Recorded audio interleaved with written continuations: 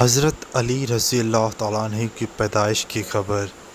جب نبی کریم صلی اللہ علیہ وآلہ وسلم کو ہوئی تو آپ صلی اللہ علیہ وآلہ وسلم تشریف لائے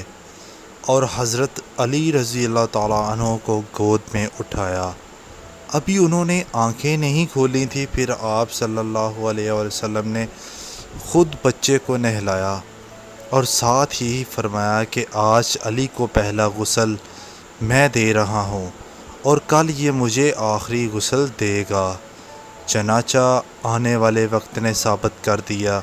کہ نبی کریم صلی اللہ علیہ وآلہ وسلم کو آخری غسل حضرت علی رضی اللہ تعالیٰ عنہ نے ہی دیا تھا۔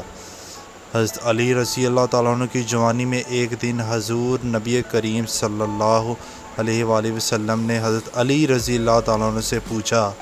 کہ تم نے میرے آنے سے پہلے آنکھیں کیوں نہ کھولی تھیں؟ تو آپ رضی اللہ تعالیٰ عنہ نے عرض کیا کہ یا رسول اللہ صلی اللہ علیہ وسلم، میں چاہتا تھا کہ جب اس دنیا میں میری آنکھ کھلے تو سامنے میرے محبوب کا چہرہ ہو۔